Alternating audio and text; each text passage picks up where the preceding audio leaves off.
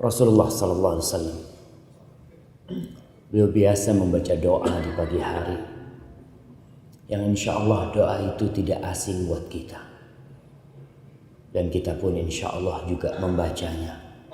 Tapi terkadang kita lupa karena kesibukan kita dengan dunia.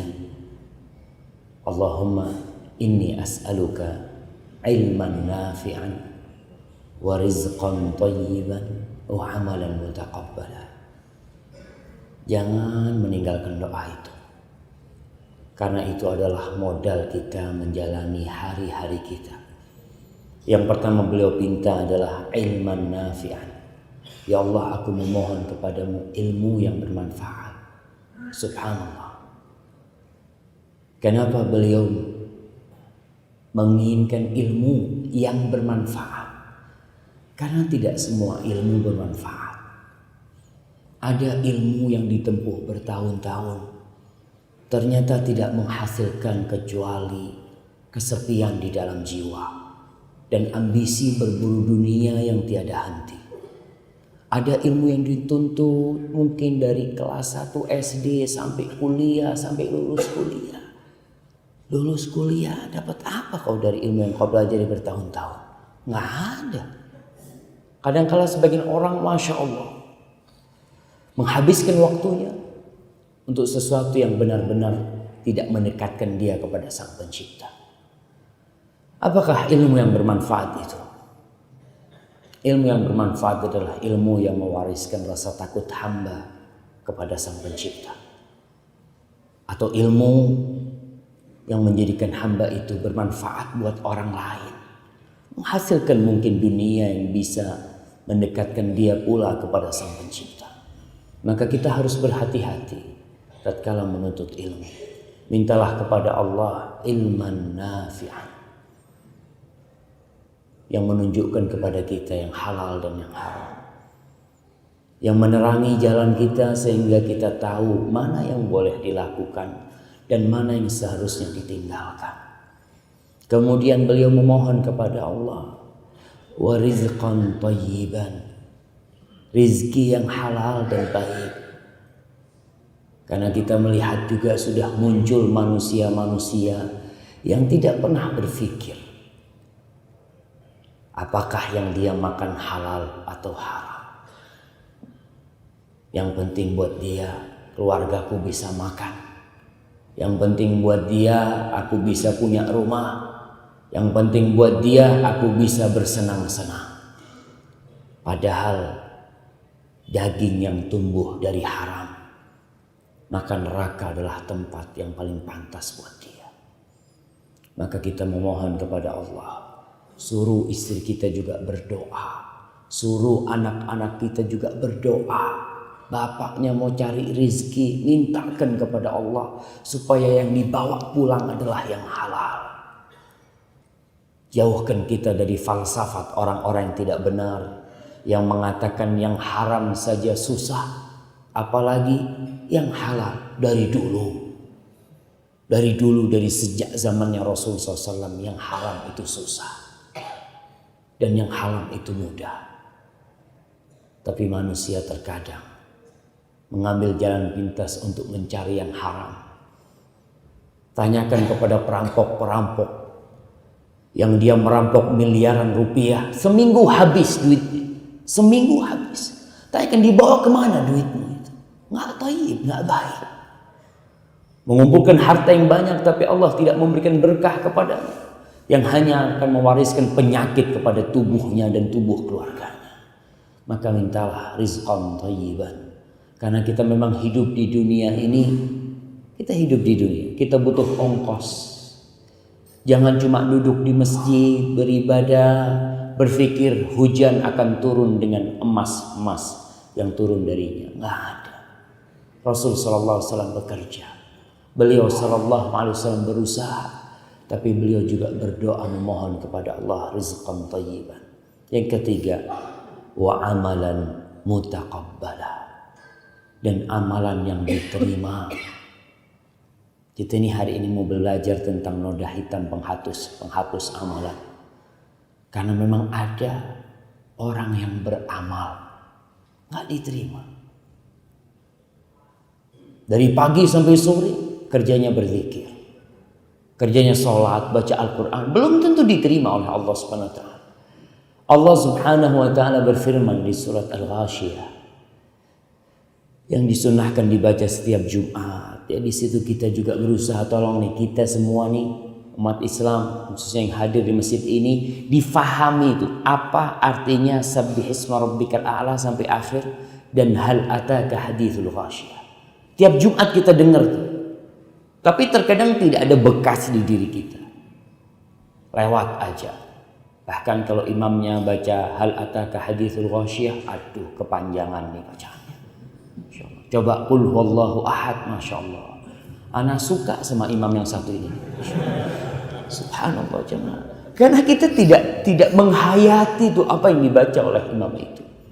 Allah Jalla Jalaluhu berfirman, Ana lihat nih lampunya terang sedikit. Memang kayak gitu modelnya. Kenapa?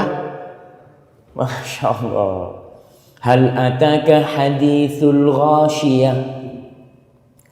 Wujuhun yawma idzin khashi'ah 'amilatun nasibah. Apakah sudah datang kepadamu tentang al-ghashiyah, tentang kiamat itu? Ketika wajah-wajah manusia pada hari itu mereka dalam ketundukan yang penuh kehinaan. 'Amilatun nasibah. 'Amilah. Mereka beramal, mereka berbuat, mereka beribadah, nasibah, capek. Bukan main-main amalan mereka, enggak, mereka capek. Tapi kemana amalan mereka mengantarkan? Tasla naron hamiyah. Amalan yang mereka lakukan yang membuat mereka lelah mengantarkan mereka untuk masuk ke neraka yang panas membara. Subhanallah jemaah. Maka pantas kalau Nabi kita Muhammad SAW senantiasa berdoa meminta amalan mutaqabbala, amalan yang diterima. Kira-kira nih amalan kita diterima enggak? Nabi SAW mengatakan dalam hadis riwayat Tabrani, Inna rajula la yusalli salata 60 sanah walam tuqbal lahu salah. Ada orang, kata Nabi alaihi salatu wassalam, yang sholat selama 60 tahun sholat. Ruku, sujud. Walam tuqbal lahu salah. Satu pun sholatnya nggak ada yang diterima. Satu pun. Kemana sholat dia?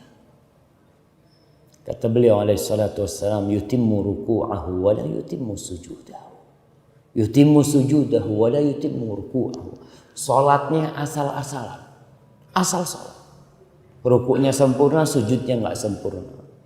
Sujudnya sempurna, rukuknya tidak sempurna. Terkadang muncul beberapa manusia yang mengatakan, udahlah, kau nggak usah bicara tentang sholat yang benar, yang penting sholat. Apa engkau tidak membaca firman Allah Jalla Jalaluhu, wailun lil musallin. Orang yang sholat aja celaka. Salat celaka.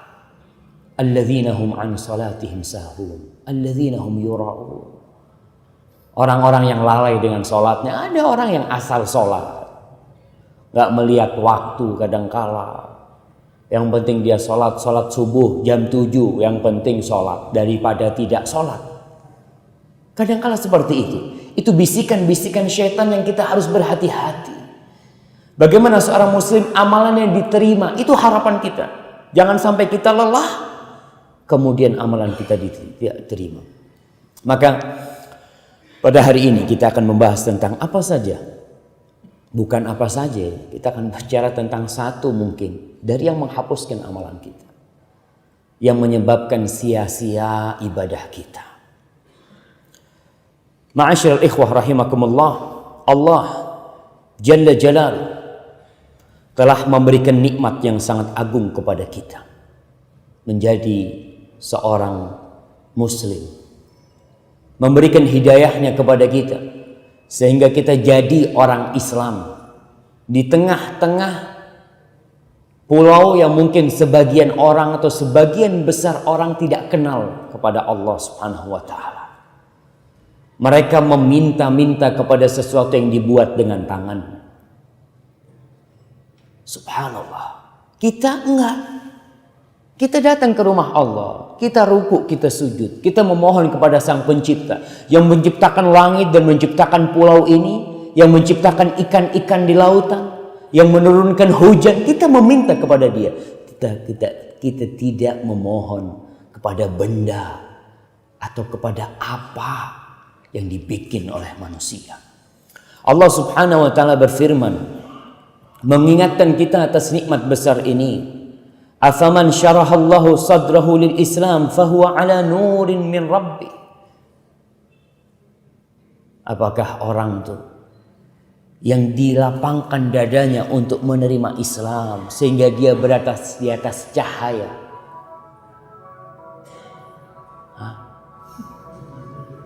Subhanallah. Fahuwa ala nurin min rabbi. Ini jam 6 ya. Tiap jam 6 bunyi ini. Nas'alullah as-salamah. Orang yang berada di atas Islam berada di atas cahaya dari Allah Subhanahu wa taala. Cahaya itu antum bisa bayangkan orang yang punya cahaya di malam yang gelap gulita, dia bawa senter. Apa senter itu? Tahu senter ya? Bahasa Jawanya sentolok. Wah. Dia punya cahaya itu. Orang pada di kegelapan dia bawa senter. Dia tahu, oh subhanallah, ini yang halal, ini nggak boleh. Dia tahu itu. Dengan Islam. Dan kita pun tidak pernah berhenti memohon kepada Allah, ihdinas siratal mustaqim, yang artinya tunjukkan kepada kami jalan yang lurus, jalan Islam ini nih yang kita minta kepada Allah Subhanahu wa taala. Dan salah satu bentuk kecintaan Allah kepada hambanya, Allah mengatakan, "Faman yuridillah ayyahdiyahu yashrah sadrahu lil Islam." Barang siapa yang Allah menginginkan hidayah bagi dia, Allah akan lapangkan dadanya untuk menerima Islam ini. Yang awalnya sempit dada dia menerima Islam ini. Dan kita lihat orang-orang mu'allaf, Masya Allah ya, semangatnya beribadah, semangatnya menuntut ilmu, nggak bisa dibayangkan atau nggak bisa dibandingkan dengan kita nih yang Islamnya dari dulu. Saya punya teman dari Italia, Masya Allah, namanya Yasin, dia namanya setelah masuk Islam namanya Yasin. Banyak tato di badannya, orang-orang sana. Dia masuk Islam 2 tahun masuk Islam, hafal Quran 20 juz. Baru 2 tahun masuk Islam. Kita 20 tahun 50 tahun jadi orang Islam, hafalannya juz amma, alhamdulillah. Juz amma itu 10% terakhir yang dihafalkan, subhanallah. Kadang-kadang nikmat Islam ini kita tidak bersyukur dengan nikmat yang Allah berikan kepada kita. Kita lebih bersyukur dengan nikmat mobil yang Allah berikan kepada kita. Kita lebih bersyukur dengan nikmat rumah yang Allah berikan kepada kita. Padahal semua itu, kata Allah, ma indakum yanfad wa ma indallahi baq. Semua itu dunia akan habis. Yang kalian titipkan di sisi Allah itulah yang akan kekal dan abadi. Ma'asyal ikhwah rahimakumullah. Agama Islam adalah agama yang dari awal sampai akhir isinya adalah kebaikan. Isinya persaudaraan. Isinya cinta dan kasih sayang. Isinya saling mewasiatkan kepada kebaikan, saling mewasiatkan kepada kesabaran. Agama yang dasarnya adalah tauhid, yang syiarnya adalah mengikuti Rasulullah sallallahu alaihi wasallam. Agama yang sempurna dan paripurna. Agama bukan untuk bangsa Arab. Agama bukan untuk kulit putih. Agama bukan untuk kulit hitam. Tapi agama untuk manusia dan bangsa jin. Itulah agama Islam. Yang agama ini sampai hari kiamat akan bisa dipraktekkan sesuai dengan akal manusia, sesuai dengan kebutuhan manusia.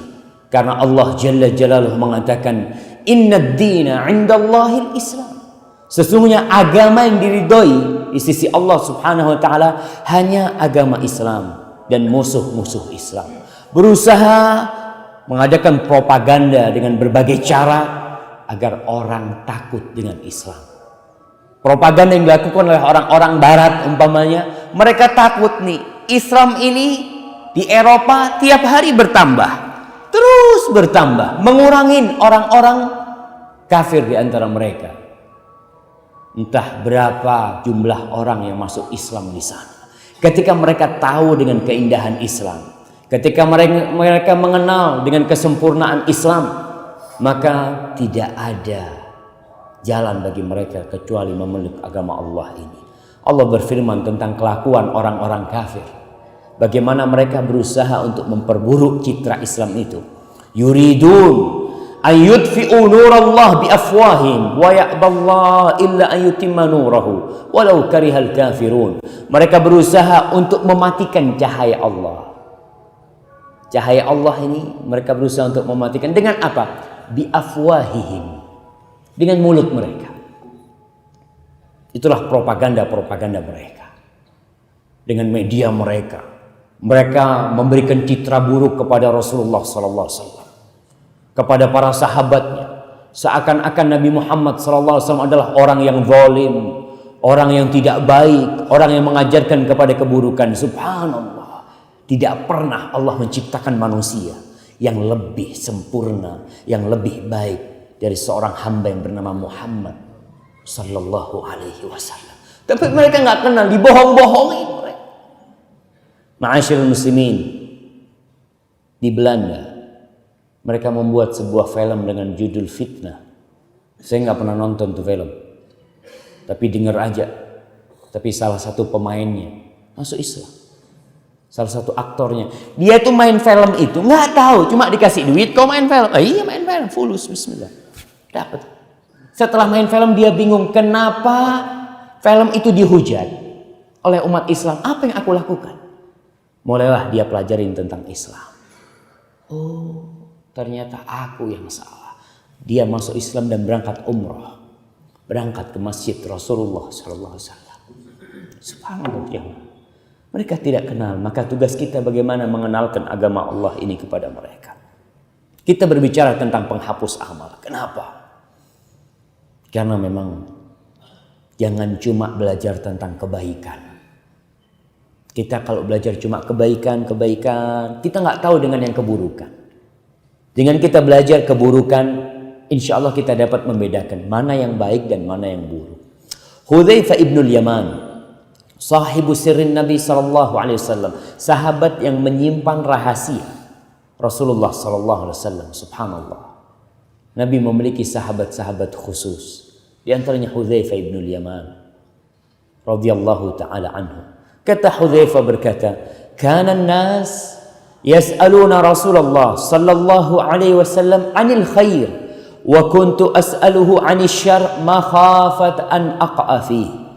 Orang-orang dulu tuh di zaman Nabi alaihi salatu wassalam senantiasa bertanya kepada Nabi tentang kebaikan.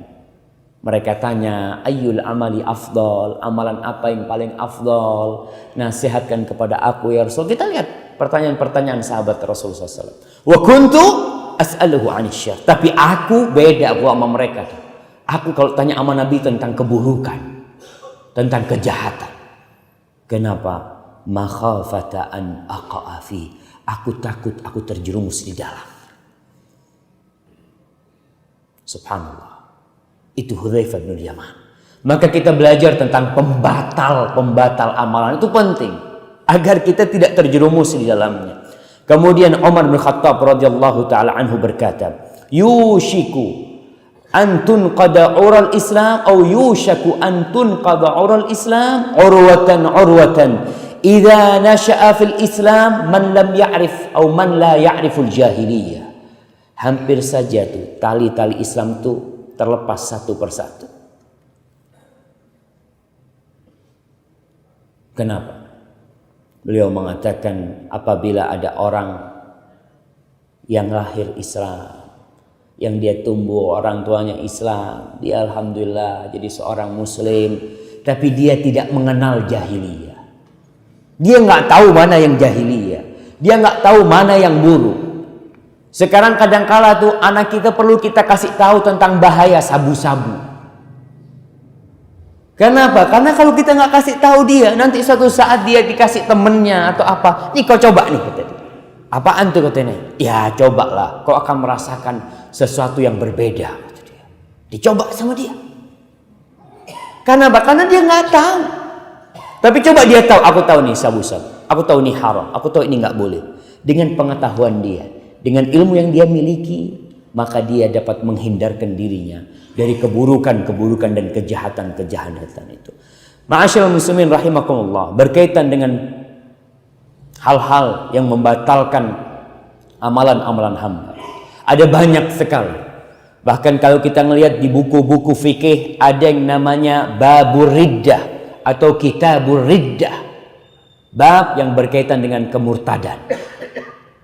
Ada orang Islam murtad, muslim, masih muslim dia. Dengan apa? Mungkin dengan mencela Rasulullah sallallahu alaihi wasallam, ya. Mencela Al-Qur'anul Karim. Subhanallah. Ada orang-orang Islam yang melakukan hal itu, dan itu bisa murtad. Jangan berpikir kalau sudah orang Islam aman sampai mati. Enggak. Setan itu tidak pernah berhenti menggoda kita. Enggak pernah. Dan yang pertama yang akan menjadi target utama bagi iblis adalah kesyirikan. Itulah yang akan kita bicarakan. Yang menghapuskan amalan pertama adalah asyirku fi ibadatillah. Syirik dalam peribadatan kepada Allah Subhanahu wa taala. Apa perbedaan antara syirik dengan kafir? Kafir itu lebih umum daripada kesyirikan. Karena kalau orang kafir bisa jadi dia memang nggak percaya sama Allah, disebut kafir. Seperti Fir'aun. Atau orang-orang yang percaya bahwasanya kita ini nggak ada pencipta nih kita. Yang menciptakan kita adalah alam umpamanya, ya udah. Dia kafir dengan pencipta. Kalau syirik, dia percaya sama Allah SWT. Dia percaya. Oh, percaya sama Allah? Percaya. Percaya sama Tuhan? Iya. Tapi dia menyekutukan Allah dengan selain Allah. Kita lihat orang-orang kafir ini seperti orang-orang ateis umpamanya. Dia nggak percaya dengan siapapun. Tapi kalau orang-orang musyrik, dia percaya kepada Allah SWT dengan adanya pencipta, tapi dia melakukan kesyirikan kepada Allah SWT. Berkaitan dengan syirik yang dapat menggugurkan amalan kita. Allah Subhanahu wa taala berfirman, "Innallaha la yaghfiru an yushraka bihi wa yaghfiru ma duna dzalika liman yasha wa man yusyrik billahi faqad iftara itsman 'azima." Sesungguhnya Allah tidak mengampuni disekutukan oleh hambanya. Allah nggak mengampuni dosa syirik itu. Tapi selain syirik Allah bisa ampuni. Jadi orang yang mati dalam kondisi musyrik, tidak ada harapan bagi dia untuk masuk surga. Tidak ada mukaffirat dzunub, penghapus dosa yang bisa menghapuskan kesyirikan. Kita tahu dengan pahala haji. Kita tahu dengan pahala Ramadan. Wa Ramadan ila Ramadan kaffaratun lima bainahuma. Kita tahu dengan ibadah salat Jumat bagaimana pahalanya. Kita tahu dengan amalan-amalan lain yang menghapuskan dosa. Tapi dosa syirik tidak bisa dihapuskan dengan amalan-amalan ibadah itu. Karena Allah sudah menentukan Allah tidak mengampuni dosa syirik. Orang yang melakukan kesyirikan adalah orang yang telah membuat dusta yang sangat besar kepada Allah Subhanahu wa taala. Kemudian Allah berfirman kepada nabinya, Nabi nih alaihi salatu wassalam, la in asyrakta la yahbatanna 'amaluk wa la takunanna minal khasirin. Muhammad alaihi salatu wassalam, ya Rasulullah. Muhammad, kalau kau berbuat syirik, Nabi kita berbuat syirik, la yahbatanna 'amaluk, gugur semua amalan. Walaupun dia haji, seorang muslim haji 10 kali, umrah 25 kali, tapi dia melakukan tindakan kesyirikan, gugur amalan semuanya. Wa qadimna ila ma 'amilu min 'amalin faja'alnahu haba'an manthura.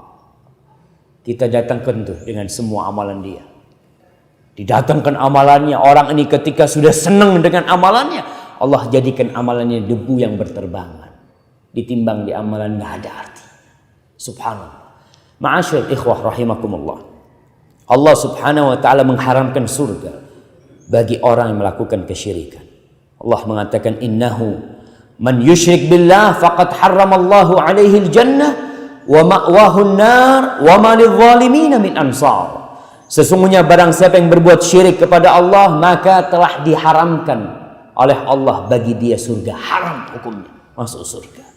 Wa ma'wahun nar, tempat bagi dia adalah neraka, dan itulah tempat orang-orang zalim, tidak ada penolong bagi mereka. Di antara bentuk kesyirikan yang itu perlu dikaji, ya menyembelih untuk selain Allah subhanahu wa ta'ala. Ada orang-orang yang mencari pesugihan, kemudian kata dukunnya, kau harus menyembelih ayam hitam yang darahnya hitam. Ayam apa tuh namanya? Ayam cemani. Dulu tuh subhanallah, saya punya teman di Jakarta, subhanallah, dia ngomong kita pernah bangkrut, punya utang 1 miliar pada waktu itu. Akhirnya ya orang kalau sudah bangkrut itu kadangkala panik, cari apa saja amalan yang bisa mengembalikan uang dia. Dia lupa kepada Rabbul Alamin. Allah tuh bukan cuma punya 1 miliar. Allah tuh punya dunia dan isinya. Kau berangkat ke dukun. Dukun tuh punya apa sih? Untuk makan susah dia. Dia kalau kita datang kepada dia, oh rizki datang nih. Kata dia, datang ke sini. Dia datang, kata dia, ke dukun, ke Banten, ke dia. Kata dia, kita keliling ke dukun-dukun itu, subhanallah, habis 250 juta. Yang kesini, kata dia, bisa menggandakan uang, bisa mau nganukan balikan uangnya. Pernah satu dulu itu dia cerita, yang minta ayam hitam. Ya kita cari, akhirnya dapat ayamnya, harganya 7 juta ayamnya. Kata dia, kita beli ayam 7 juta, sampai ke rumah dia, besok kita potong, paginya mati ayamnya. Kata dia, Allah 7 juta mati, kata dia, kayaknya kita dibohongin, kata dia. Baru subhanallah dia selamat. Alhamdulillah dia tidak sampai berbuat syirik menyembelih ayam itu untuk selain Allah subhanahu wa ta'ala. Tapi dia sudah mulai menyembelih ayam itu. Kita lihat gunung-gunung, ada gunung Kawi apa namanya? Tempat orang cari pesugihan. Apa? Kawi kan? Oh orang-orang Islam ke sana. Islam, Pak Haji, Pak apa berangkat dengan topinya, berangkat topi hajinya ke sana. Insya Allah. Subhanallah. Karena apa? Karena nggak punya ilmu. Maka ma'asyiral muslimin rahimakumullah, syirik yang paling besar adalah syirik dalam ibadah kepada Allah Subhanahu wa taala. Kita memberikan salah satu ibadah kita kepada selain Allah Subhanahu wa taala. Kita harus takut dengan kesyirikan. Jangan merasa aman. Nabi Ibrahim aja takut. Nabi Ibrahim saja takut. Apa di antara doa Nabi Ibrahim? Wajnubni wa baniya an na'budal asnam. Ya Allah, jauhkan aku dan anak keturunanku dari menyembah berhala-berhala, dari menyembah patung-patung. Kenapa? Rabbi innahunna adlalna katsiran minan nas. Ya Allah, tuh patung-patung, tuh berhala-berhala telah menyesatkan banyak dari manusia. Betul jemaah. Bapaknya Nabi Ibrahim tuh kan bikin patung. Patung dibikin, dipahat, dipasang, terus berdoa. Nabi Ibrahim bingung sama bapaknya. Akhirnya dia berangkat ke kumpulan patung-patung itu. Dia hancurkan semua patung-patung itu, ditinggalkan yang tua. Yang paling gede gitu kan, yang paling gagah gitu kan. Ditanya, Ibrahim, kau yang menghancur? Itu kota yang paling tua tuh. Bal fa'aluhu kabiruhum hadha. Ini paling tua nih gitu. Coba tanya sama dia. Kata orang-orang, ente nyuruh kita tanya sama patung. Kata dia, laqad alimta ma haula'i yantiqun, kata mereka. Kau tahu mereka ini nggak bisa berbicara. Kok kita disuruh tanya sama patung? Apa kata Nabi Ibrahim? Kau itu kalau sudah tahu mereka nggak bisa bicara, kenapa kau minta sama dia? Subhanallah. Itulah innahunna adlalna katsiran minan nas. Kalau Nabi Ibrahim, Nabi Khalilur Rahman, Yang dia adalah kekasih Allah Subhanahu wa taala, anaknya juga nabi, cucunya juga nabi. Beliau takut. Bagaimana dengan kita yang kita bukan nabi, yang kita kadang-kala juga ya jauh dari Allah Subhanahu wa taala. Maka ma'asyiral muslimin, hadis Rasulullah SAW, innaha satakunu fitanun kaqita'il lailil mudlim. Dalam hadis lain beliau mengatakan badiru bil a'mal fitanan kaqita'il lailil mudlim. Cepat-cepat kalian beramal sebelum datang fitnah seperti malam gelap gulita itu. Yusbihur rajulu mu'minan wa yumsi kafiran. Yusbih mu'minan, paginya mukmin, sorenya kafir. Sorenya mukmin, paginya kafir. Ngapain? Yabi'u dinahu bi'aradin minad dunya. Dijual agamanya dengan sepotong dari dunia. Kita perlu takut, apalagi kepada generasi kita yang kadang-kala bacaan di internet adalah tentang syubuhat-syubuhat. Dia berbicara membaca tentang penyembah setan. Dia berbicara tentang orang-orang yang tidak percaya dengan Tuhan. Ingin tahu tuh anak-anak. Dia baca di internet, subhanallah. Disuruh sholat nggak mau sholat. Ada seorang di Jakarta yang ibunya telepon sama saya. Dia bilang, Ustaz, anak saya ini nggak percaya kalau Nabi Muhammad itu ada. Bayangkan. Padahal dia kuliah di UIN. Syubhat yang membuat dia jadi nggak percaya, enggak, kata dia. Nggak ada, anak dibohong-bohongin sama cerita-cerita. Seperti kata orang-orang kafir, in hiya asatirul awwal, itu kisah-kisah aja. Maka kita perlu berhati-hati. Jangan merasa aman dari kesyirikan yang seperti itu. Berkaitan dengan ibadah, dengan syirik kepada Allah. Apa yang dikatakan syirik sebenarnya? Ada sebagian orang yang mengatakan, kau itu berlebih-lebihan dalam beragama. Sedikit-sedikit ini syirik. Itu syirik. Enggak, yang syirik enggak banyak sebenarnya. Yang syirik itu sedikit. Tapi yang jadi masalah, kau enggak ngerti bahwasanya itu perbuatan syirik. Sekali lagi, kebanyakan kita nih Islamnya keturunan. Enggak pernah belajar Islam. Belajar sholat dari kitab tuntunan sholat. Ya udah itu, dia tahu Islam. Pelajaran kita di ETSD umpamanya tentang Islam, ya sekadar untuk ujian, selesai ujian, habis. Kita tidak pernah mengetahui tentang Islam itu. Maka tidak sedikit dari umat Islam yang benar-benar nol tentang Islam. Mungkin dia doktor dalam urusan matematika. Mungkin dia profesor dalam urusan kimia. Tapi tentang Islam sama sekali tidak ngerti apa itu Islam. Maka kita perlu memahami apa itu syirik. Dan bagaimana orang-orang yang berbuat syirik kelak Allah ancam dia. Karena dia akan menggugurkan amalan. Ingat, bukan berarti syirik ini orang itu bukan muslim. Ya memang ada orang musyrik bukan muslim. Tapi ada orang Islam muslim. Sholat, zakat, puasa. Dia melakukan tindakan kesyirikan. Para ulama menjelaskan bahwasanya arti kesyirikan itu adalah menjadikan bagi Allah Subhanahu wa taala sekutu dalam uluhiyahnya, dalam peribadatan kepada Allah Subhanahu wa taala, atau dalam rububiyahnya, menjadikan bahwasanya ada pencipta selain Allah Subhanahu wa taala, atau dalam asma dan sifatnya. Dan kebanyakan syirik itu biasanya dalam urusan peribadatan. Kalau dalam urusan penciptaan, jarang orang yang menjadikan Tuhan-Tuhan selain Allah. Karena mereka tahu nih, nggak mungkin. Kalau ditanya orang-orang kafir, orang-orang di Mekah itu, yang mereka menyembah patung-patung, yang mengelilingi Ka'bah, ditanya mereka itu, wala in sa'altahum man khalaqas samawati wal ard la yaqulunna Allah. Kau tanyakan kepada mereka, Muhammad, siapa yang menciptakan langit yang 7 lapis itu dan bumi ini, siapa yang menciptakan? Apa kata orang-orang musyrik? Allah yang menciptakan. Terus kenapa kau beribadah kepada mereka? Apa jawab orang-orang itu? Ma na'buduhum illa liyuqarribuna ila Allahi zulfa. Kita ini ibadah kita ini cuma urusan perantara aja. Mereka hanya perantara antara kita dengan Allah Subhanahu wa taala. Kita nih nggak bisa minta langsung sama Allah, itu nggak bisa, banyak dosanya kita nih. Itu yang dilakukan oleh mereka.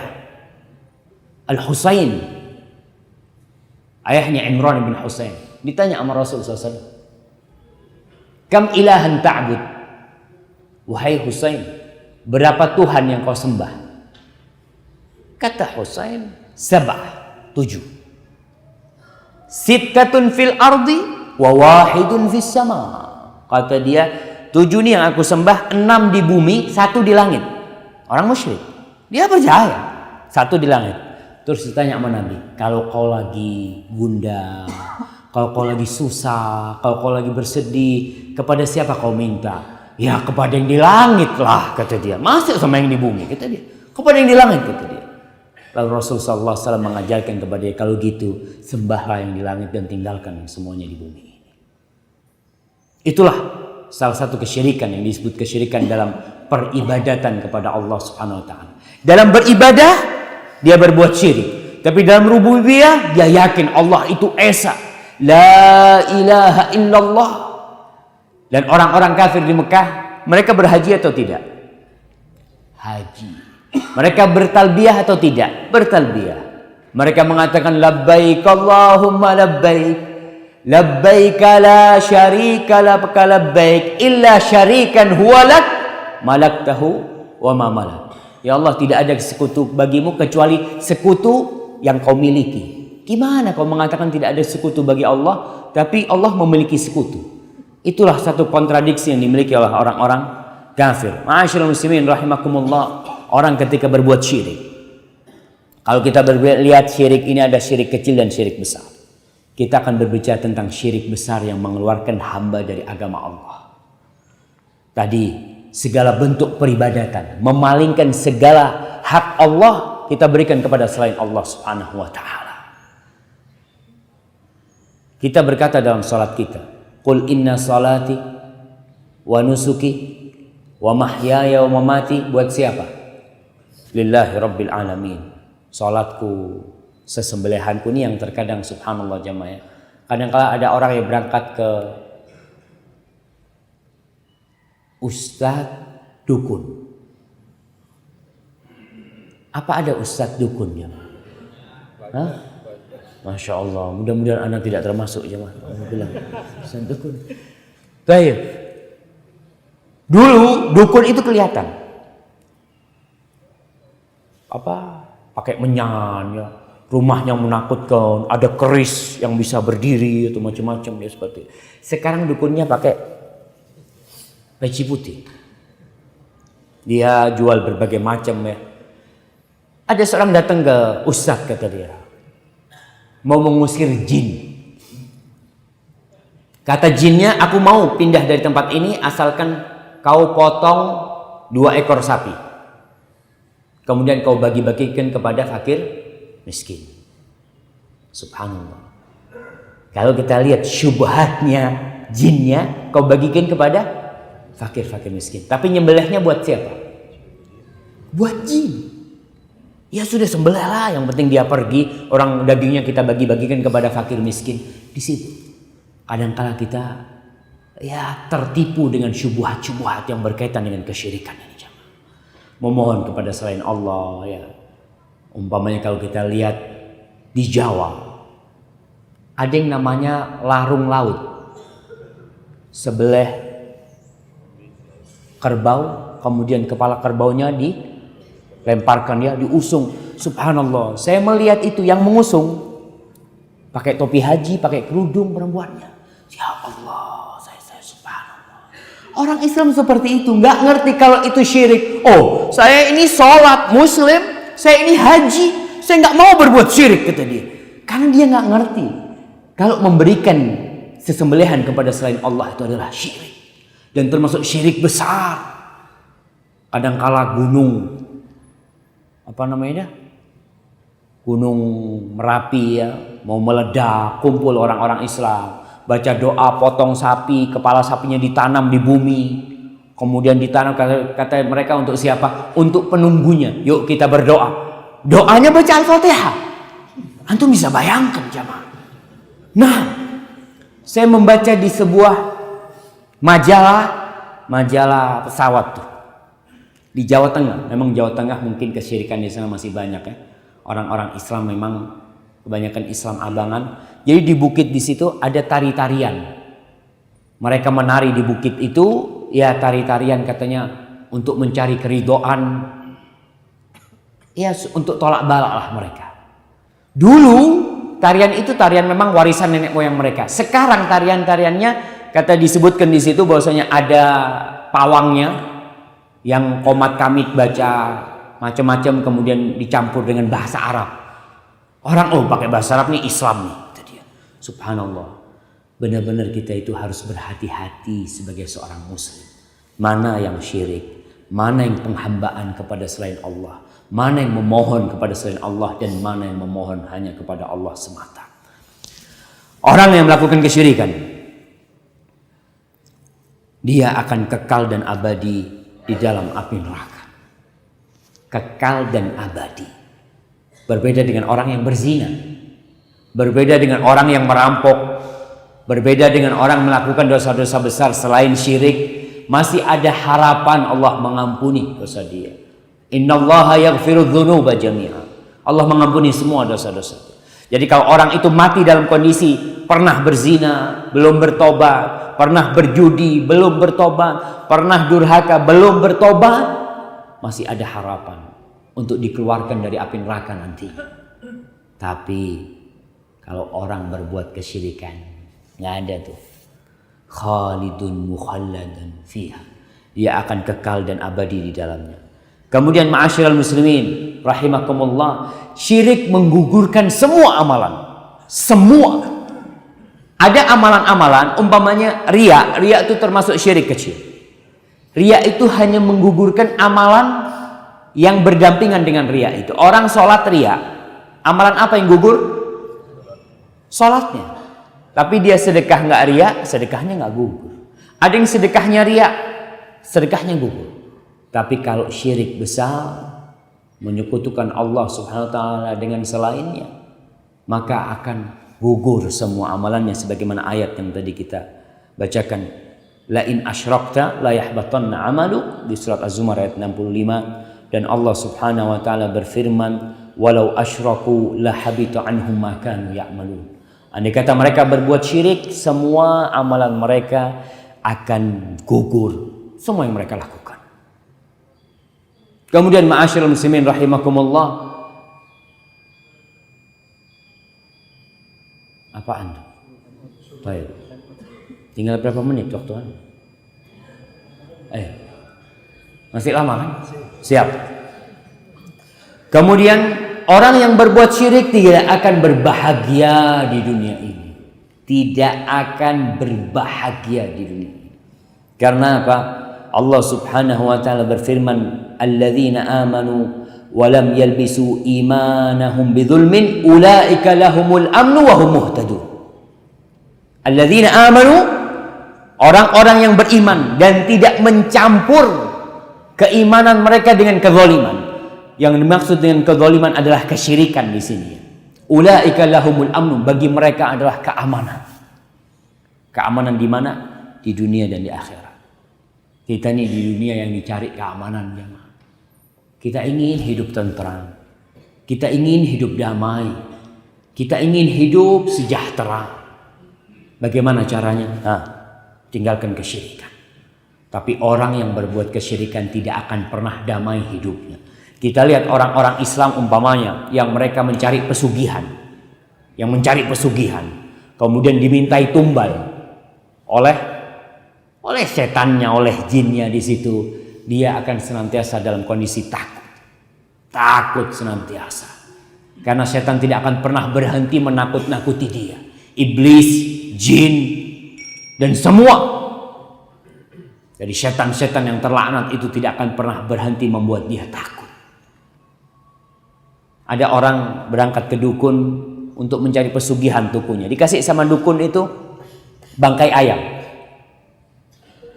Bangkai ayam disuruh tanam di depan pintu tokonya. Ditanam. Subhanallah kata dia.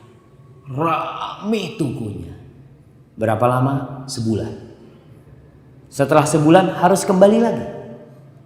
Minta lagi dia. Itulah penghambaan kepada jin terus. Yang akan membuat hidupnya sengsara karena dia terikat. Tapi orang yang hanya menyembah kepada Allah subhanahu wa ta'ala.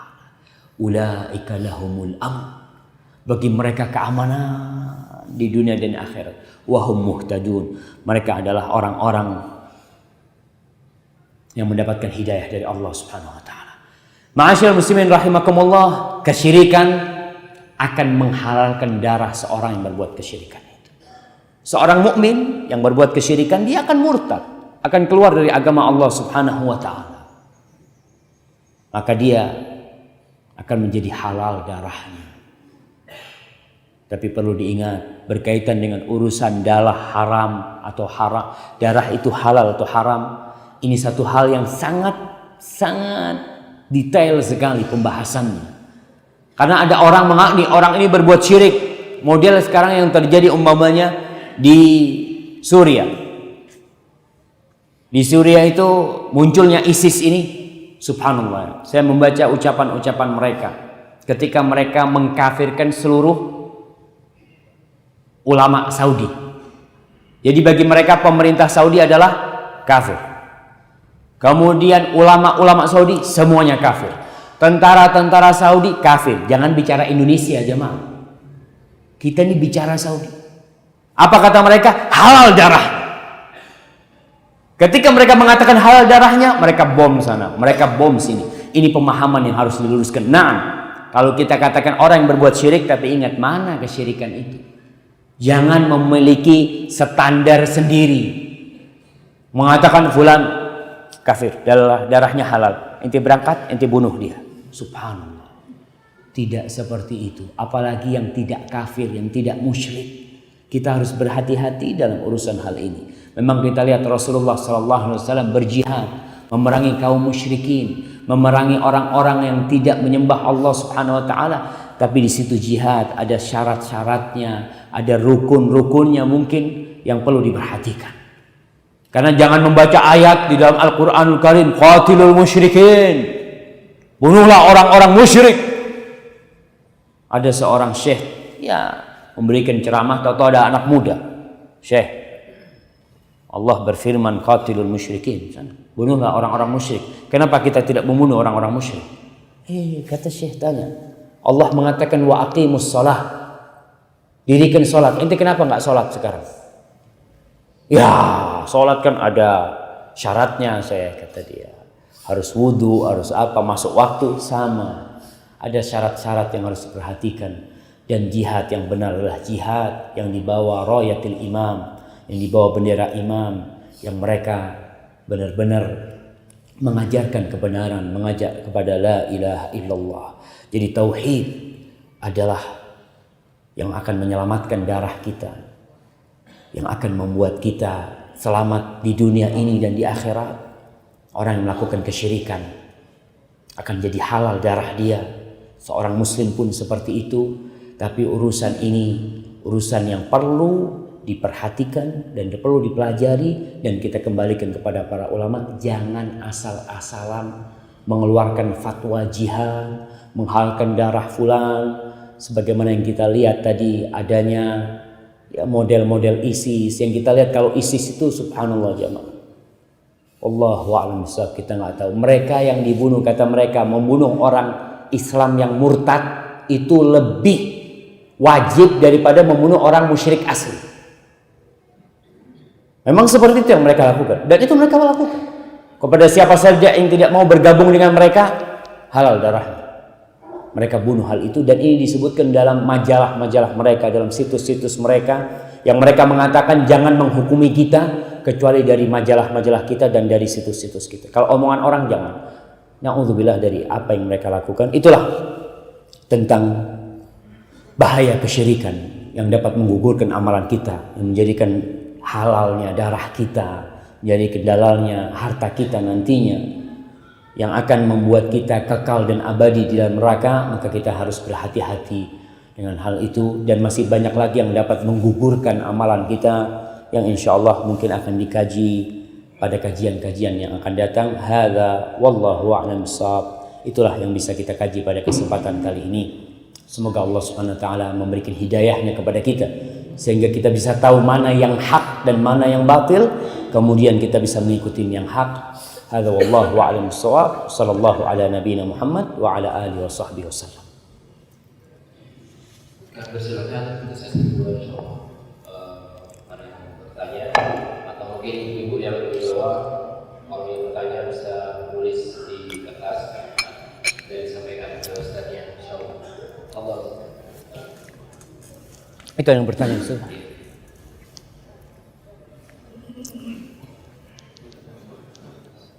Kalau ada yang bawa kertas, boleh silakan ditulis pertanyaannya disampaikan.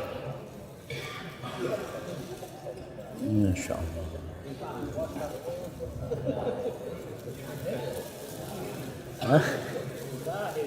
Bismillahirrahmanirrahim.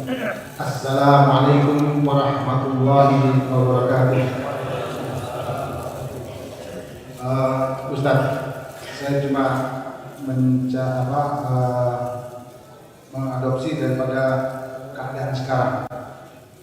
Ini majelis ulama menyatakan sesuatu yang haram, tapi tidak disertai dengan apa yang lalu-lalu.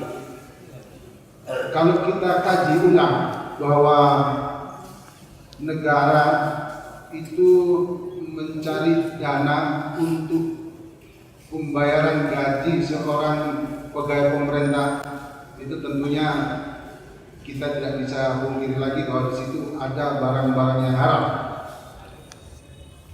Tapi di sini ada satu kebutuhan dari masyarakat atau rakyat Indonesia, memerlukan kesejahteraan itu atau dalam hal kesehatan. Nah, di sini sekonyong-konyong koder menyatakan itu haram. Oke, kita terima haramnya, tentunya akan diperbaiki dengan sistem apa yang sudah disampaikan, perubahan-perubahan sistem, akad dan segalanya. Saya cuma minta komentar Ustaz dalam hal ini. Di Madinah atau di Arab Saudi dengan sistem apa yang digunakan untuk mengcover daripada kesehatan umatnya? Ya. Itu aja Ustaz. Terima kasih. Assalamualaikum warahmatullahi wabarakatuh. Waalaikumsalam warahmatullahi wabarakatuh. Subhanallah ya. Kalau berbicara tentang Majelis Ulama Indonesia, kita harus tahu bahwasanya Majelis Ulama Indonesia ini lemah sekali. Saya sempat ke Majelis Ulama Pusat, bertemu dengan beberapa ketua Majelis Ulama pada waktu itu. Saya tanya, Majelis Ulama ini hidupnya dari mana? Karena kebetulan waktu saya nulis disertasi itu berkaitan dengan peran lembaga Islam dalam membendung pemurtadan. Majelis Ulama punya peran, tapi lemah sekali. Saya tanya di situ. Kata dia, Ustaz, kita ini cuma dapat dana itu setahun waktu itu dia katakan 2 miliar kalau nggak salah. Cuma itu. Lalu kata dia, ketua-ketuanya ini punya pertemuan hanya seminggu sekali. Kalau nggak salah hari Selasa dia cerita pada waktu itu. Itu cuma dikasih duit 200.000 Ustaz. Buat taksinya nggak cukup. 200.000 dikasih. Jadi kita benar-benar tidak bisa memikirkan umat, karena tuh kebanyakan ketua-ketuanya adalah ketua pesantren ya. Mereka harus ngurus pesantrennya. Jadi kelemahan Majelis Ulama itu mungkin tidak bisa memikirkan masalah umat yang banyak, dan kita selalu menunggu bola. Majelis Ulama menunggu bola. Kalau ada pelaporan dari masyarakat ya, mereka datang ke sana baru mereka akan bertindak. Kalau tidak ada pelaporan dari masyarakat ya semuanya sibuk masing-masing. Maka kita harus mendukung Majelis Ulama dan kita harus doakan mereka juga. Semoga mereka bisa lebih fokus lah dalam memikirkan masalah-masalah umat ini. Karena tadi dikatakan banyak permasalahan yang belum diangkat oleh Majelis Ulama. Tapi masalah yang hangat-hangat biasanya itu yang diangkat, yang ada pelaporan. Kalau nggak ada pelaporan biasanya mereka diam. Contoh dulu masalah Lady Gaga. Ketika Lady Gaga ribut, orang mana fatwa Majelis Ulama pada waktu itu? Terlambat. Tapi karena dukungan dari masyarakat, mereka minta Majelis Ulama mengeluarkan fatwa, baru mengeluarkan fatwa pada waktu itu. Tapi kalau kita melihat Lady Gaga dan ada mungkin tontonan-tontonan yang mirip Lady Gaga di Indonesia banyak sebenarnya. Tapi ketika itu yang dilarang cuma Lady Gaga. Terus bagaimana dengan yang lain yang ada di negeri kita? Karena ini juga berkaitan dengan yang ada di mana? Pertanyaan tertulis di sini.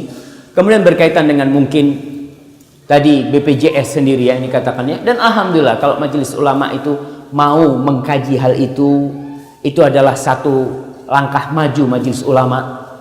Sebagaimana juga dulu sebelum adanya bank-bank syariat, kita lihat semua bank konvensional, nggak ada bank syariat. Kemudian setelah muncul fatwa dari MUI ya, kemudian baru mulai diperbaiki kembali.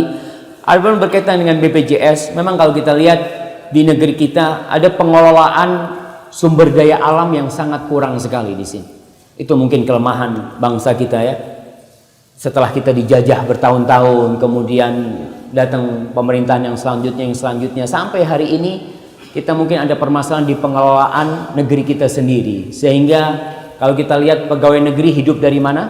Hidup dari pajak kemungkinan. Mereka makannya dari rakyat. Mereka makannya dari rakyat seperti itu. Padahal kita nanti akan minta kepada para majelis ulama untuk membahas tentang masalah pajak umpamanya ke depan ya, supaya memberikan pencerahan kepada umat Islam di negeri ini. Karena kita tahu mayoritas penduduk negeri ini adalah muslim. Yang kita perlu mereka untuk mengkaji masalah-masalah besar seperti itu. Kalau di negeri Arab Saudi, subhanallah, di negeri Arab Saudi itu kalau kita bicara pajak umpamanya, pajak mobil di situ tiap tahun itu kena, kalau mereka katakan memang doribah ya, mungkin untuk penggunaan jalan atau apa, 50 real 1 tahun. Mau mobil mewah apapun 50 real ini 150 ribu. Jadi sekedar uang administrasi untuk itu setahun mereka seperti itu. Sedangkan di tempat kita kan Masya Allah pajaknya terlalu mahal sekali. Kemudian dengan seperti itu pun ternyata belum bisa mengcover tadi yang kita lihat. Di sana di Arab Saudi kesehatan itu nggak pakai apa-apa. Orang datang, mau orang Indonesia, mau orang Arab, bawa kartu penduduk atau kartu izin tinggal, masuk ke rumah sakit, masuk. Nggak ada ngurus apa?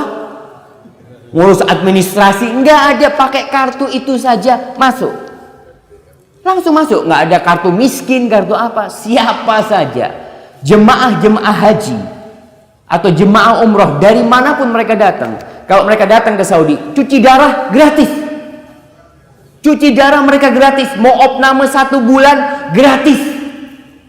Dari mana hidupnya? Pengelolaan daya alam mereka, Masya Allah mereka seperti itu.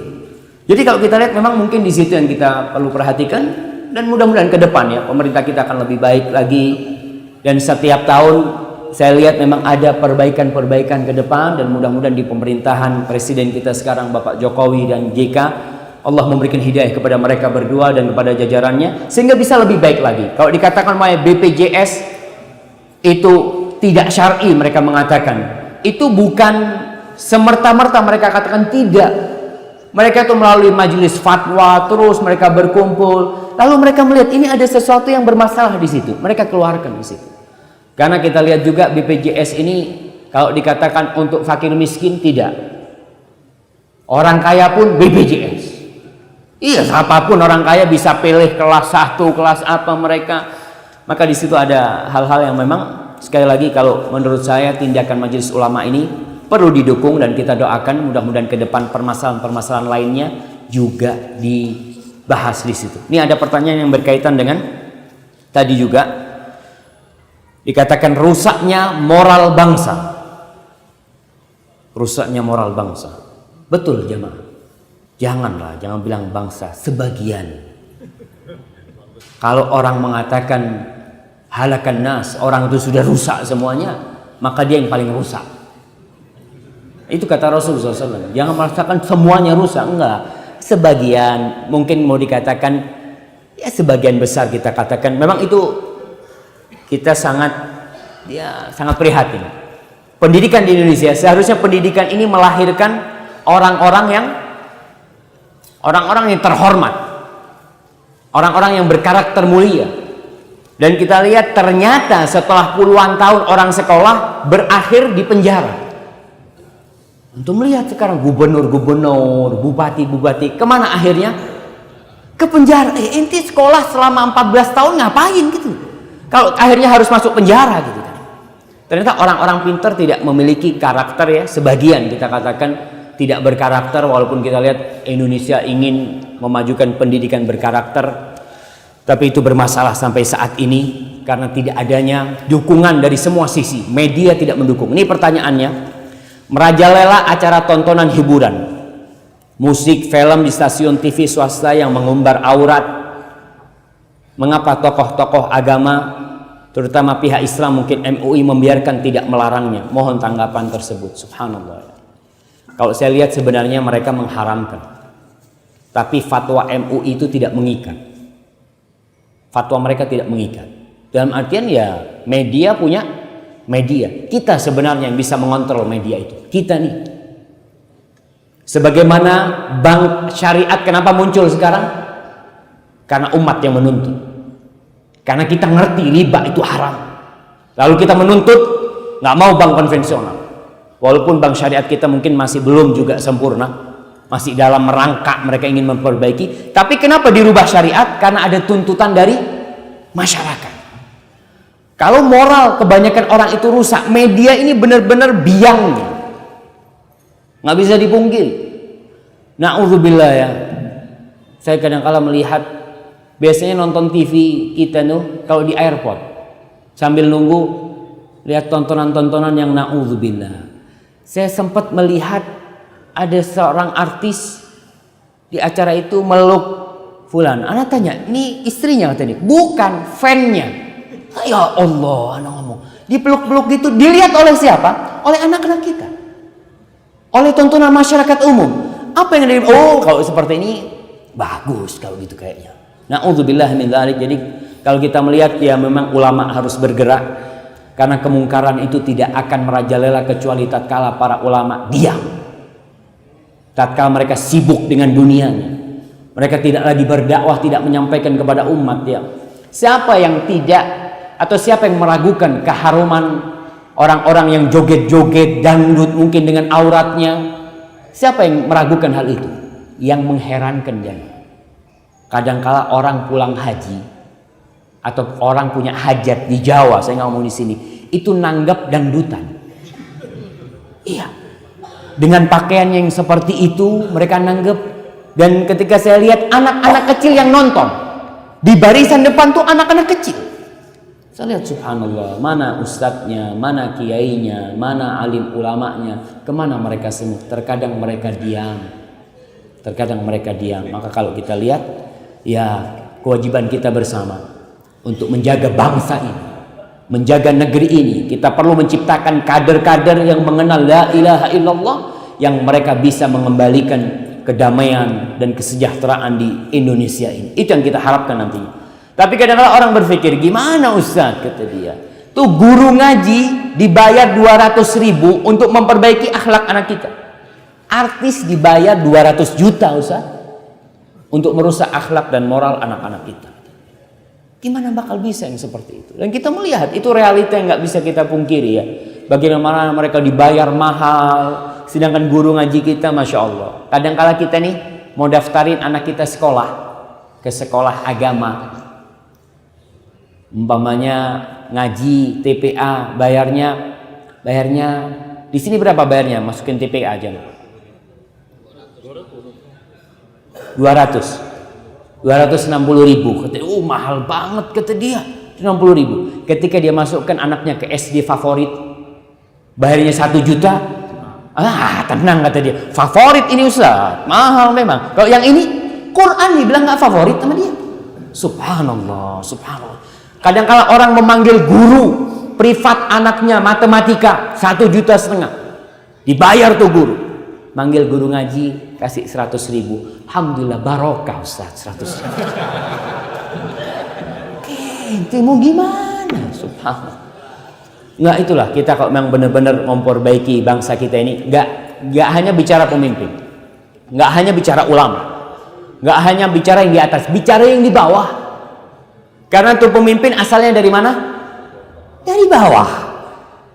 Ulama-ulama dari mana asalnya? Dari bawah. Maka sekali lagi kalau dikatakan mungkin ada ulama-ulama yang kurang perhatiannya, mungkin ada sebagian di antara mereka. Memang dulu jamaah pesantren-pesantren itu bengkel. Pesantren-pesantren itu dulu tempatnya anak-anak nakal. Jadi kalau anaknya nakal, apa kata bapaknya? Saya pondokkan. Akhirnya kumpul di pesantren anak-anak bandel semuanya. Pokoknya yang nakal dipondokkan. Ya, subhanallah. Kalau pinter, kalau pinter kok jadi dokter kata dia. Kalau penurut jadi dokter. Kalau nakal jadi ulama. Seperti itu. Allahu akbar. Allah. Ini benar-benar harus diperbaiki, jemaah, ini harus diperbaiki ya. Dan alhamdulillah saya lihat sekarang kajian-kajian Islam sudah rame ya, orang-orang udah mulai ngerti, dan media-media Islam juga alhamdulillah, media-media dakwah udah banyak. Tinggal sekarang kita nih, bagaimana kita memilih, bagaimana kita mengontrol keluarga kita. Disitulah kita dapat menegakkan insya Allah syariat Allah dari diri kita, dari rumah kita, masyarakat kita, insya Allah nanti akan berjalan dengan izin Allah Subhanahu Wa Taala. Baik. Oh silahkan. Nah. Assalamualaikum warahmatullahi wabarakatuh. Waalaikumsalam warahmatullahi wabarakatuh. Saya pada kesempatan ini kami ingin menyampaikan satu hal yang berkaitan dengan aulia. Saat ini kan ulama kita mungkin tidak mengukur keberhasilan dakwah untuk di negeri yang mayoritas Islam ini. Kita masih dibimbing atau dipimpin oleh pemimpin-pemimpin laisa minna. Padahal Al-Quran kan penolakan, la yattakhid. Jadi ini kan penolakan kafirun a'udhu billahi. Ini saya hanya tadi sudah disinggung pertama menyangkut masalah majelis ulama. Yang kedua mungkin dai kita semua ini memiliki peran untuk mengingatkan umat agar memilih aulia pemimpin ini yang betul mengayomi kita. Saat ini kita melihat ukuran standar DKI saja, syariat-syariat begitu banyak yang mulai dihilangkan, yang memimpinnya. Apa ini akan menyebar ke seluruh Indonesia? Terima kasih Pak Hakim. Mohon jawabannya. Assalamualaikum warahmatullahi wabarakatuh. Waalaikumsalam warahmatullahi wabarakatuh. Subhanallah ya.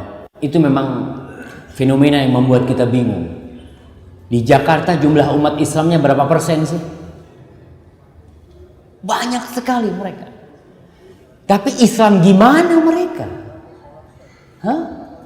Islam yang nggak sholat, yang Islam yang minum-minuman ya. Subhanallah. Seperti itulah munculnya pemimpin-pemimpin yang mungkin tidak sesuai dengan keinginan kita. Itu karena kitanya. Kalau kita berbicara umpamanya di Jakarta yang sholat cuma 20%, yang nggak sholat 80%, atau kita katakan janganlah terlalu banyak lah. Yang sholat 40%, yang nggak sholat 60%. Kira-kira pemimpinnya yang 60% apa yang 40%? Yang 60 lah. Apalagi kita lihat sistem di Indonesia ini pemilu, banyak-banyakan suara, dan kebanyakan orang itu orang soleh apa nggak soleh? Nggak soleh. Kalau kita lihat subhanallah, realita yang terjadi sebenarnya kalau kita lihat bagaimana dai-dai itu memahamkan orang Islam dengan Islamnya. Ketika mereka paham dengan Islamnya, dia akan tahu pemimpin mana yang akan dia pilih. Insya Allah dia akan tahu sendiri. Kalau orang Islamnya udah sholat, dia akan cari pemimpin yang sholat paling tidak. Tapi kalau dia umpamanya pemain judi umpamanya dia lihat, pemimpinnya ini akan melarang judi, anak nggak mau pilih lah. Karena pemimpinnya akan melarang judi, dia akan memilih yang sesuai dengan dia. Allah Subhanahu wa taala mengatakan, "Kadzalika nuwalli ba'dadh zalimina ba'dha bima kanu yaksibun." Begitulah kami jadikan pemimpin-pemimpin yang zalim buat orang-orang yang zalim atas perbuatan dosa mereka.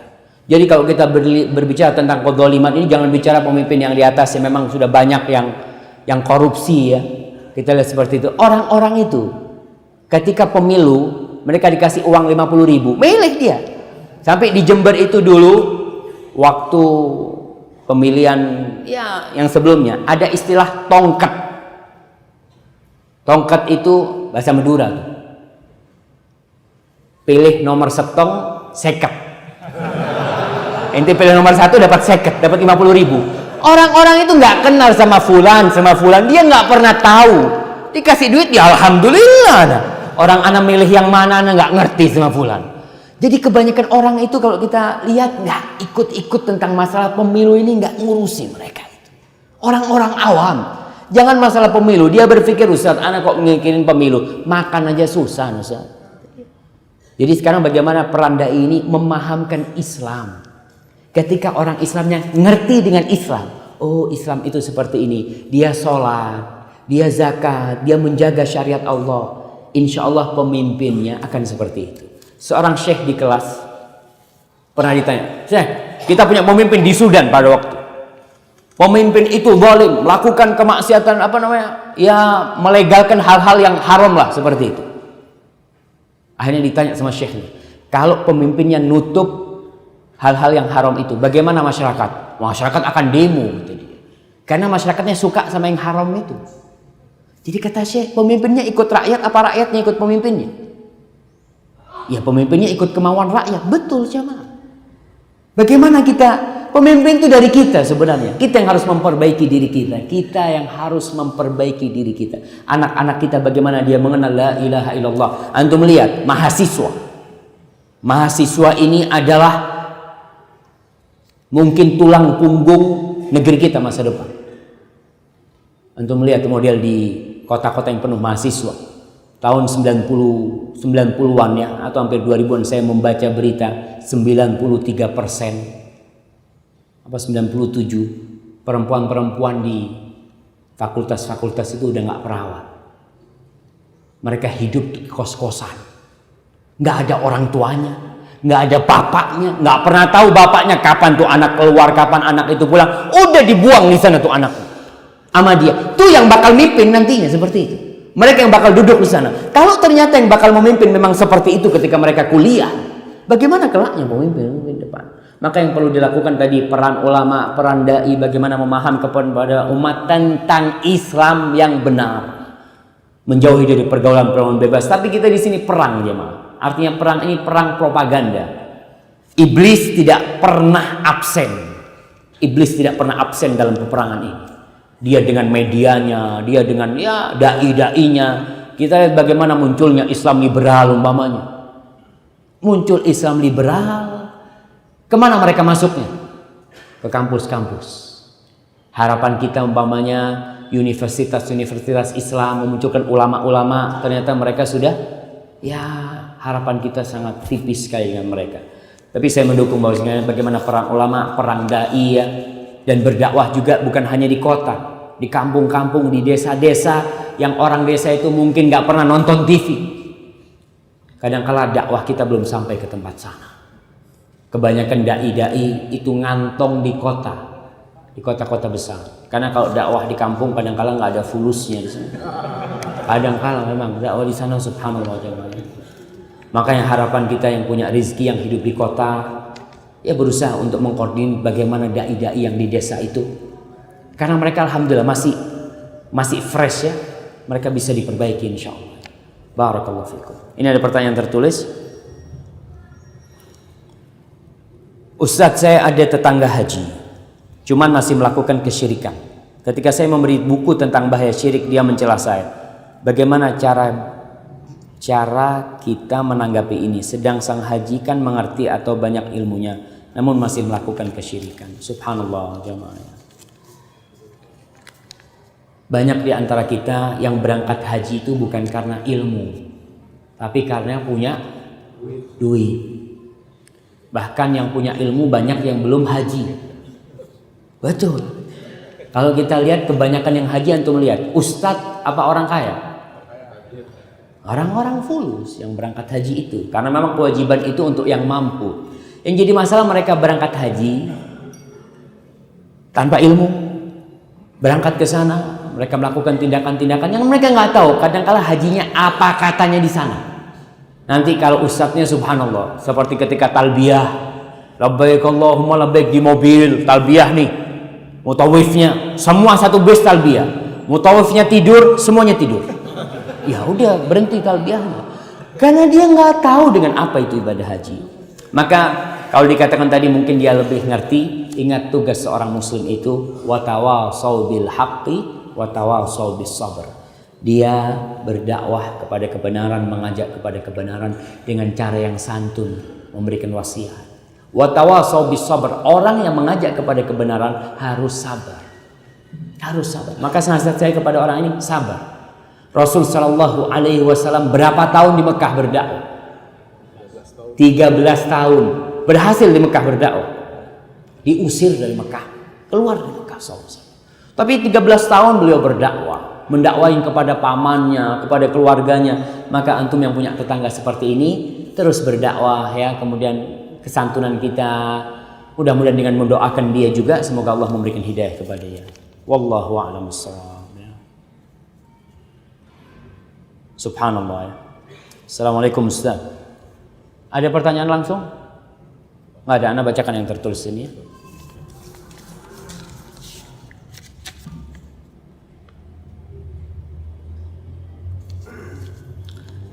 Anak saya meninggal di Denpasar dan dikubur di Denpasar. Sekarang kontrak makamnya sudah habis dan tidak boleh diperpanjang lagi. Jasadnya ditumpuk jadi satu. Menurut Ustadz, apakah jasad anak harus dipindah ke Jawa apa dimakamkan saja? Ditumpuk. Makasih Ustadz. Barakallahu fikum ya. Kalau berbicara tentang kontrak makam, ternyata bukan cuma rumah yang kontrak. Saya dulu berpikir, saya pernah ngisi kajian, rumahku masih ngontrak. Ternyata ada sekarang kuburanku juga ngontrak. Tuh.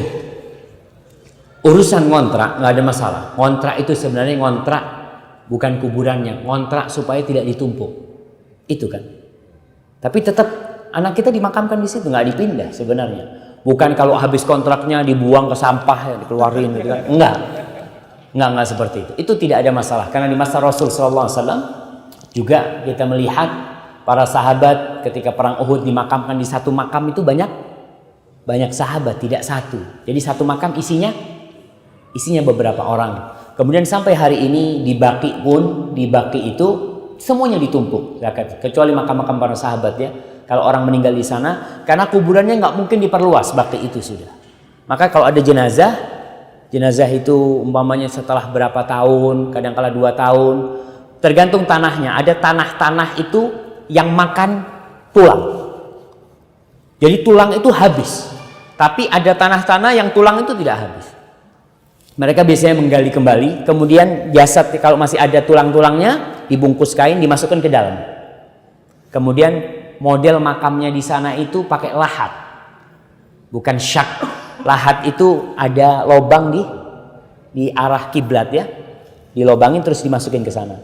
Jadi kalau ini sudah habis, ditumpuk lagi nggak ada masalah. Tapi usahakan yang ditumpuk dengan anak kita adalah orang soleh. Kita bisa menjaminkan hal itu, insya Allah itu lebih baik. Tapi kalau tidak bisa, apa hendak dikata? Nggak perlu dipindah jasad anaknya, nggak perlu dipindah. Dan mungkin kita perlu memiliki kuburan yang banyak. Karena kita bisa bayangkan, satu orang punya rumah luasnya 1 hektar. Buat apa kau 1 hektar? Tidurnya di ranjang berapa kali berapa? 10 kali 10? Enggak lah. Kita ranjangnya kecil begitu. Kita berusaha untuk, dan kalau bisa beli kuburan di pinggir jalan besar. Di pinggir jalan besar. Biar ingat mati. Karena memang kalau di barat itu, ya ini udah terakhir ini Bang. Sebagaimana kita kaji kemarin, bahwasanya tata kota di barat itu memang berusaha untuk menjadikan kehidupan mereka materialisme. Jadi orang-orang tidak ingat bahwasanya dia akan mati. Penggusuran kuburan-kuburan di Jawa terjadi karena memang kadang-kala kiblat kita ke barat ya. Jadi kuburan-kuburan di pinggir kota ya atau di dalam kota itu digusur, diganti mall-mall. Jangan sebenarnya. Disitulah orang bisa ingat mati. Disitulah moral bangsa ini bisa lebih baik. Orang-orang yang koruptor umpamanya, ketika mereka lewat depan kuburan, pakai mobil mewah lewat depan kuburan, lu anak mati nanti dikirim ke sini kata dia. Mobil anak-anak akan tinggal. Tapi sekarang kuburan di mana? Masuk gang-gang. Orang itu nggak pernah ngelihat kuburan. Lupa dengan kematian. Maka inilah terapi karakter kita, terapi moral kita, terapi ibadah kita dengan adanya kuburan di pinggiran-pinggiran kota. Maka boleh nggak kita beli tanah di kuburan, beli tanah pinggiran kota bikin kuburan jam? Ntar nggak dapat izin lagi kan? Ya. Ini ada pertanyaan. Assalamualaikum warahmatullahi wabarakatuh. Ustaz, apakah orang yang mati syahid tidak dihisap amalnya yang telah lalu? Bagaimana dengan seorang ibu yang meninggal dunia ketika melahirkan anaknya? Bagaimana juga dengan orang yang mati karena menyelamatkan hartanya dari serangan orang jahat? Baik. Jadi memang asyahid, orang yang mati syahid itu dia cukup kilatan pedang itu menakutkan dia sudah. Sehingga ketika di hari kiamat hisab bagi dia itu cuma arat nantinya. Dia tetap akan ditampakkan amalan-amalannya. Terus bagaimana seorang ibu yang melahirkan anaknya, atau seorang yang mati karena menyelamatkan hartanya dari serangan orang-orang jahat. Mungkin mereka akan mendapatkan hukum orang yang mati syahid. Tapi masalah hisab di sana, wallahu a'lam. Ana nggak tahu tentang masalah ini. Wallahu a'lam bissawab. Lihat, mungkin itu yang akan mengakhiri perjumpaan kita pada hari ini. Antum sudah dapat teh semuanya, jemaah? Hah? Gahwa, masya Allah. Kalau yang saya sampaikan itu benar dari Allah, kalau ada yang salah, mohon maaf. Kalau mungkin di pertanyaan-pertanyaan yang kurang pas jawabannya, saya mohon maaf. Bisa ditanyakan kepada ustadz yang lain. Subhana rabbika rabbil izzati amma yasifun. Wassalamun alal mursalin. Walhamdulillahi rabbil alamin. Wassalamualaikum warahmatullahi wabarakatuh.